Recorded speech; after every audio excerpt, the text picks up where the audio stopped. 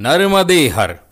आज हम यात्रा कर रहे हैं एक ऐसे स्थल की जो सन 1965 के पहले इस क्षेत्र को उत्तर भारत से दक्षिण भारत को जोड़ने का कार्य करता था। उत्तर भारत को दक्षिण भारत से जोड़ने का केंद्र तथा प्रमुख व्यापारिक बंदरगाह कहलाता था। यह स्थान कोई 2, 5, 10 हजार वर्ष पुराना नहीं, अपितु आदि मानव अर्थात पाषाण युग के मानवों का घर मोहनजोदड़ो हड़प्पा से भी प्राचीन संस्कृतियों के अवशेष यहाँ प्राप्त हुए हैं।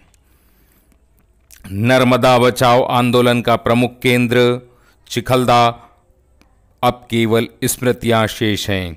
सरदार सरोवर बांध के जल भराव के कारण न केवल पूरा गांव नष्ट हो गया है, अपितु श्री गजानन जी महाराज बालीपुर, श्री महादेव जी शर्मा, वासुदेवानंद जी सरस्वती, माँ अहिल्याबाई होलकर, चीकली त्रिषि आदि अनेकानेक ऋषि मुनियों की तपस्थली अब केवल स्मृतियां शेष हैं। पुराणों में वर्णित ऐसे स्वयंभू नीलकंठेश्वर, अहिल्याबाई द्वारा स्थापित हरहरेश्वर, रत्नेश्वर, अग्नेश्वर, महादेव तथा तारकेश्वर बालाजी का संबंध नर्मदा परिक्रमा से टूट गया है। श्री गजानन जी महाराज बालीपुर का स्मृति स्थल जहां अंतिम संस्कार हुआ था। ग्वालियर, मालवा, झाबुआ और बड़वानी रियासत को जोड़ने वाला प्रमुख केंद्र चिखलदा अब खंडहर में तब्दील हो गया है। अब केवल स्मृतियां शेष हैं। यह मेरा गांव है जहां इन गलियों में और नर्मदा मैया की गोद में तैरते खेलते नहाते बड़ा हुआ। भूख लगी तो पानी पी लिया, प्यास लगी तो पानी पी लिया। ऐसे ही दिन भर उछलते कूदते यहाँ हमारा बचपन बीता। यही वो मंदिर है जहाँ मैंने वेद अध्ययन किया। इस जैन मंदिर में हम लुका छुपी खेलते थे। अब छुपने जैसा कुछ नहीं है, सब कुछ खंडहर हो चुका है।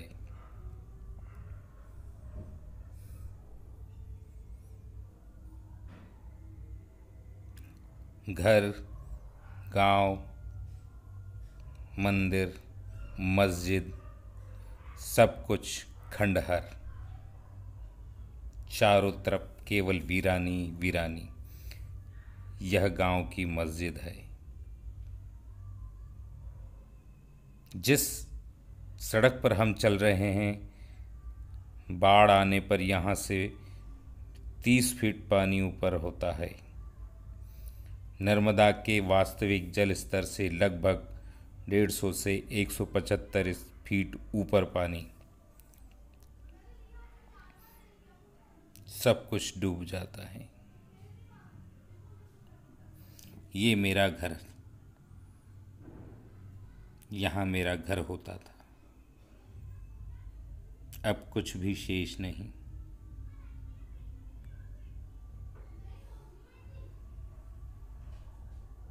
इन्हीं गलियों में हमने क्रिकेट, लुका छुपी, गिल्ली डंडा खूब खेला है। अब न यहाँ खेलने लायक जगह है, न खेलने वाले।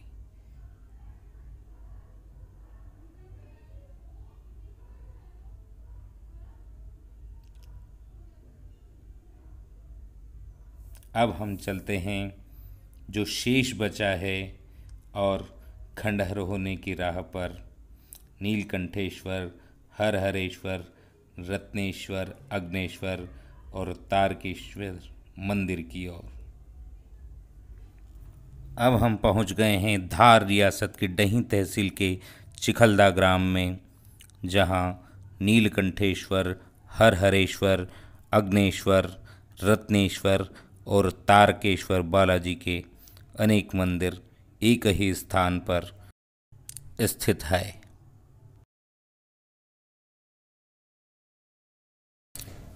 इस मंदिर में परिक्रमावासियों की धर्मशाला, पुजारियों का निवास स्थल आदि बाढ़ में पूरी तरह से खंडहर में परिवर्तित हो चुके हैं।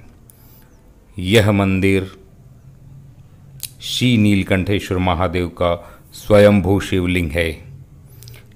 लगभग 1200 वर्ष पुराना स्वयंभू अर्थात स्वयं प्रकट होने वाला, भूमि से स्वयं प्रकट होने वाला शिवलिंग।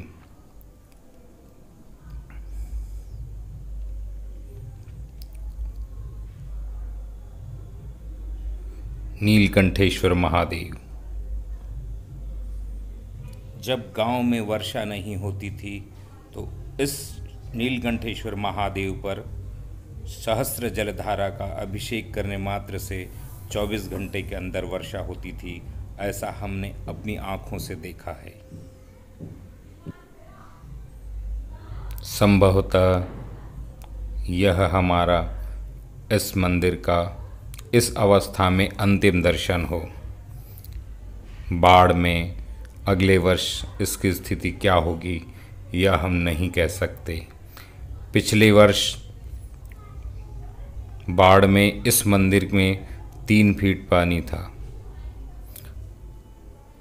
जिसका प्रभाव आप आसपास देख सकते हैं।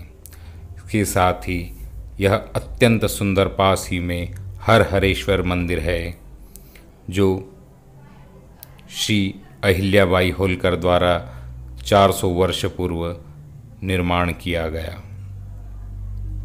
यह अभी पूर्ण सुंदर व्यवस्थित। आप हरेश्वर महादेव मंदिर के शिवलिंग को देख सकते हैं। यह अपने आप में एक अद्भुत शिवलिंग है। मार्बल की जलाधारी है और श्याम वर्ण का शिवलिंग है। यह पूर्णतः यंत्र पर निर्मित है। यंत्र अर्थात एक विधा जो कि प्राकृतिक ऊर्जा को साधक के अंदर समाहित करती है। यही कारण होता है कि जो प्राचीन काल में बने मंदिर हैं, वे मंदिर हमें उनमें बैठने कर, साधना करने पर या कुछ समय बिताने पर हमें मन में शांति प्रदान करते हैं, ऊर्जा प्रदान करते हैं। और ऐसे मंदिर शरण का शिकार हो रहे हैं, दुर्दशा का शिकार हो रहे हैं।